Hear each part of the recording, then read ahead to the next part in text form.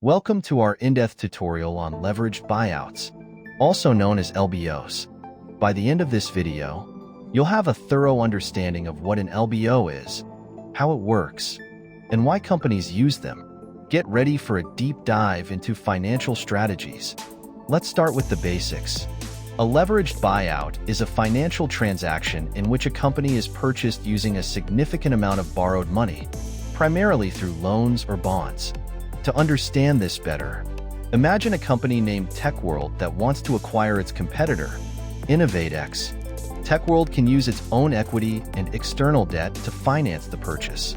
In a typical LBO, debt can make up anywhere from 50% to 90% of the purchase price. This high leverage is what makes these transactions unique but risky. You might be wondering why a company would take on so much debt. The answer lies in the potential for high returns.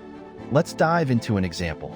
Imagine InnovateX has a purchase price of $100 million. TechWorld decides to finance this acquisition with $20 million in equity and $80 million in debt. After 5 years, InnovateX is worth $200 million.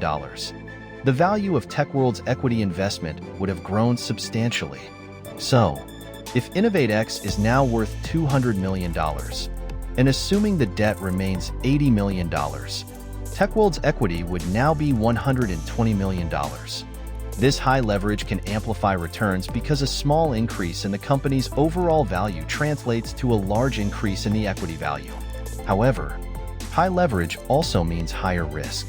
If the company's value decreases, it can lead to significant losses. Question: what are common characteristics of companies that are typically targeted for LBOs?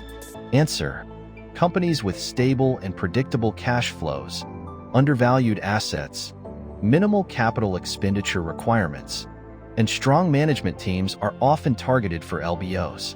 Next, let's look at the various steps involved in executing an LBO. Step 1. Identify a suitable target for acquisition. This involves thorough market research and analysis. Step 2.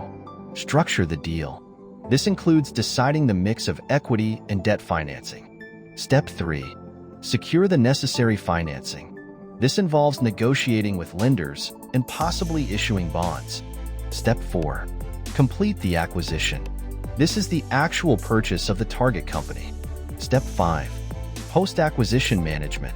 This involves overseeing the acquired company and ensuring it continues to generate the cash flows necessary to service the debt. Let's now understand these steps through a real-world example.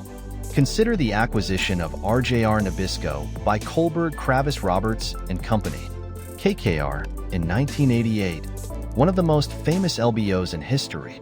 RJR Nabisco was a conglomerate with stable cash flows primarily from its tobacco and food businesses, making it an attractive target for an LBO.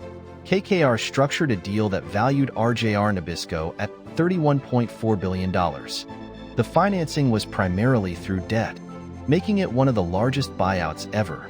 The LBO involved complex negotiations and multiple rounds of bidding, highlighting the intense competition in high-stakes buyouts.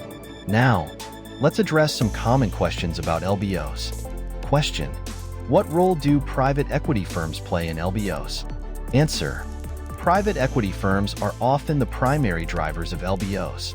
They seek out undervalued companies, restructure them, and aim to improve their financial performance before selling them at a profit. Question: how do interest rates affect LBOs? Answer: lower interest rates make borrowing cheaper, which can make LBOs more attractive. Conversely, higher interest rates increase the cost of debt and the financial risk of the transaction. Question: what are some risks associated with LBOs? Answer: the high levels of debt can lead to financial distress if the acquired company's cash flows are not sufficient to cover interest payments. Additionally, operational challenges and changes in market conditions can affect the success of an LBO. In conclusion, leveraged buyouts are powerful financial tools that, when executed well, can generate substantial returns. However, they come with significant risks that must be carefully managed. We hope this tutorial has given you a thorough understanding of LBOs, from the basics to detailed examples and considerations. Thank you for watching, and don't forget to subscribe for more finance insights.